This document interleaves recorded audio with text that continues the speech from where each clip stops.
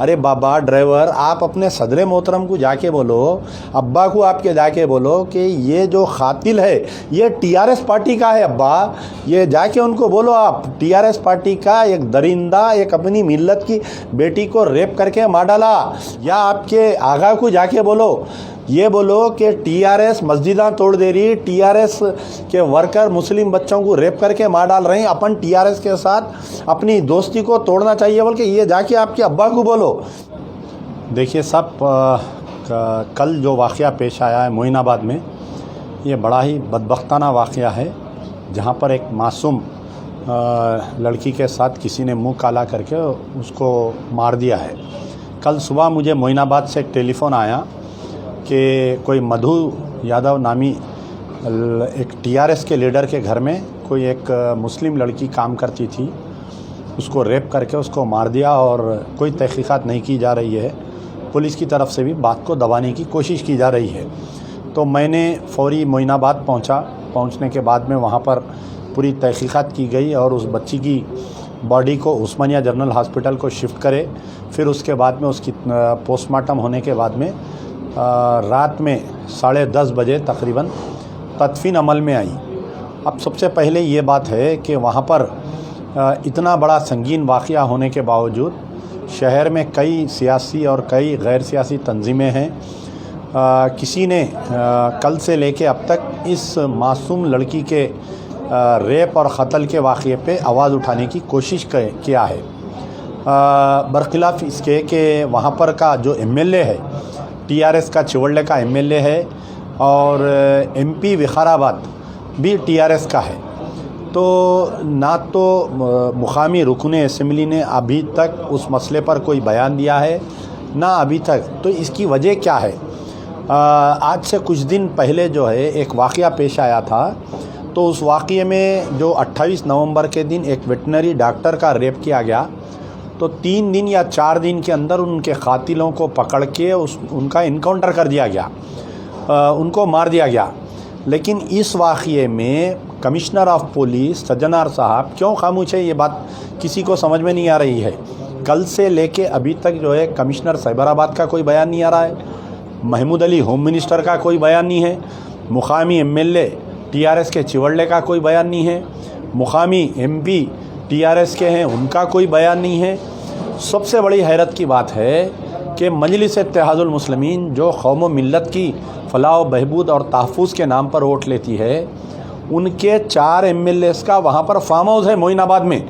और कल फिज़िकली 4 के 4 एमएलएस वहाँ पर फार्म हाउस में थे अपने अपने, लेकिन किसी ने ये गवारा नहीं किया कि इस मसले पर निकल कर बच्ची के इस मासूम जो मुस्लिम लड़की का रेप करके मर्डर किया गया और उसके ऊपर किसी ने जवाब भी नहीं दिया, नहीं आए।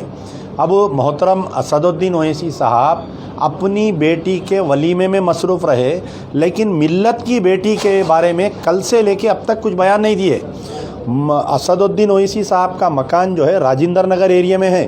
राजेंद्र नगर एसीपी ऑफिस में इसकी तहकीकात चल रही है, जिनका इनके घर से तकरीबन ½ किलोमीटर पे एसीपी ऑफिस है। लेकिन एमपी साहब गवारा नहीं किए, अपनी लड़की के वलीमे में मसरूफ़ रहे। वहाँ पर केटीआर को, संतोष को, बल्दिया कमिश्नर को, पुलिस कमिश्नर को मेहमान नवाजी में रहे, लेकिन मिल्लत की बेटी के बारे में कल इन्होंने नहीं सोचा। अकबरुद्दीन ओवैसी साहब बहुत बड़ी बड़ी तकरीरें करते हैं, यही चिवड़े में जलसा करके, यही विकाराबाद में कुछ दिन पहले बल्दिया इलेक्शन में जलसा करके ये बोले कि मेरी और माँ और बहनों की तरफ अगर कोई आंख उठाकर देखेगा तो मैं उसकी आंख निकाल दूंगा।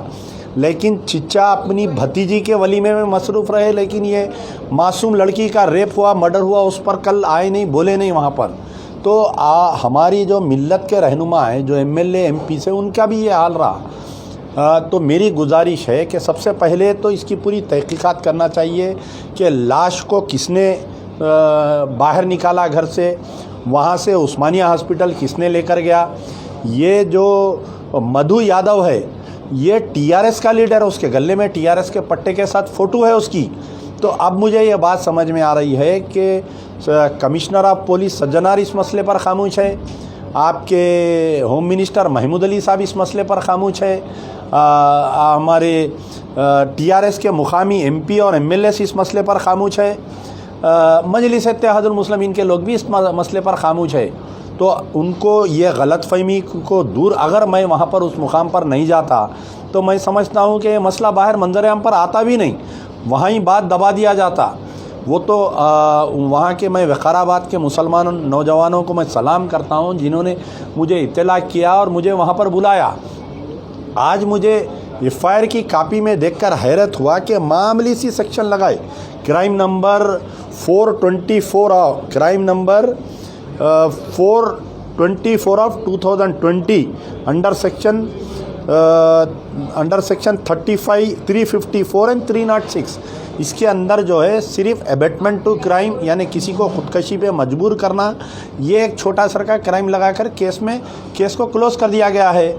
क्या मैं सवाल कर रहा हूँ चीफ मिनिस्टर केसीआर साहब से, हमारे महमूद अली साहब से, सज्जनार साहब से, ख़ास तौर पे वो वेटनरी डॉक्टर आपकी बेटी थी इसलिए आपने उन चारकों का इनकाउंटर किया, ये मासूम बच्ची है इसलिए आप इसके ऊपर एक्शन नहीं ले रही, ये मुसलमान लड़की है इसलिए आप इसके कातिल के ख़िलाफ़ में एक्शन नहीं ले रही, ये टीआरएस का रुकन है बोलकर, टीआरएस पार्टी का मेंबर है बोल के हुकूमत कुछ एक्शन नहीं ले रही, पुलिस कोई एक्शन ले रही। लेकिन कमिश्नर ऑफ पुलिस की अगर ये जहनीत है तो इनकी सोच को हमको बदलना पड़ेगा, चीफ मिनिस्टर के ऊपर दबाव डालना पड़ेगा। ये दबाव कैसा पड़ेगा? जिस तरीके से एनआरसी CAA में 1 मिलियन मार्च की कामयाबी हुई वो सोशल मीडिया की तरफ से हुई। मैं तमाम सोशल मीडिया के जितने रिपोर्टर्स हैं, जितने अकाउंट होल्डर्स हैं, सबसे मेरी गुजारिश है कि ये आप एक अपना सोशल मीडिया पे ये मुहिम चलाइए, we want justice for Moinabad rape victim बोल के एक मुहिम चलाइए। और ये मुहिम चलाने पर मुसलसल दबाव बनेगा। जिस तरीके से तेलंगाना सेक्रेटेरिएट में मसाजिद की शहादत के बाद में सोशल मीडिया की मुहिम चलने पर मजलिस इत्तेहादुल मुस्लिमीन की क़यादत मजबूर हुई और केसीआर साहब बयान देने पर मजबूर है, ऐसे ही मुहिम चलाइए। एक अमजदुल्ला खान का वाक़या, एक ये अकेला मेरा वाक़या नहीं है, ये मिल्लत की लड़की है, ये एक मुसलमान लड़की के साथ ऐसा वाक़या हुआ, आज उस गरीब मासूम लड़की के साथ ये वाक़या हुआ, कल किसी भी हमारे अफराद ख़ानदान में ये वाक़या हो सकता है, कोई भी दरिंदा के मुँह काला कर सकता है।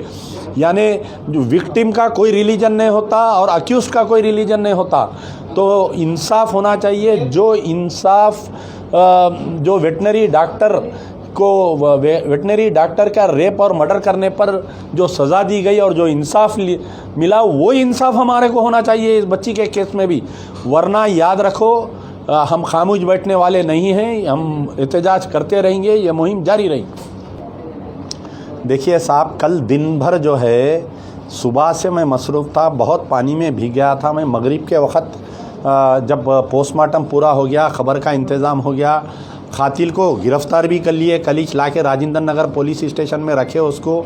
ये तमाम वाक़या होने के बाद में एक सियासी जमात का ड्राइवर वहाँ पर आके वीडियो बनाओ बोल के उन्होंने एहतजाज करने के, अरे वो पास्को एक्ट लगाओ, वो फलाना लगाओ। फिर बयान दिए कि मैं सदर मोहतरम की हिदायत पे यहाँ पर आया, सदर मोहतरम की हिदायत पे पास्को एक्ट लगा दिए, सदर मोहतरम की हिदायत पे कातिल को गिरफ्तार। अरे बाबा ड्राइवर, आप अपने सदर मोहतरम को जाके बोलो, अब्बा को आपके जाके बोलो कि ये जो कातिल है ये टीआरएस पार्टी का है अब्बा, ये जाके उनको बोलो आप, टीआरएस पार्टी का एक दरिंदा एक अपनी मिल्लत की बेटी को रेप करके मार डाला। आप जाके चीफ मिनिस्टर को उसको पहले पार्टी से बेदखल कराओ, उसको गिरफ्तार कराओ, उसको एक्सग्रेशिया दिलाओ, या आपके आगा को जाके बोलो, ये बोलो कि टीआरएस मस्जिदां तोड़ दे रही, टीआरएस के वर्कर मुस्लिम बच्चों को रेप करके मार डाल रहे हैं, अपन टीआरएस के साथ अपनी दोस्ती को तोड़ना चाहिए बोल के ये जाके आपके अब्बा को बोलो। वहाँ पर आके एक मामूली सी इंस्पेक्टर के सामने चीखा मार के वीडियो बनाने से ऐसा कुछ नहीं होता। ये एक मिल्लत का मसला है, सबको मिलकर लड़ना चाहिए। असदुद्दीन ओवैसी को आना चाहिए, अकबरुद्दीन ओवैसी को मैदान में आना चाहिए, पूरे एमएलएस को, कारपोरेटर्स को, सब मिल के लड़ना ही है। एक मेरा मसला नहीं है, एक ड्राइवर को भिजा दे के आप बोल रहे हैं मजलिस काम कर रही हो, तो ऐसा नहीं होता।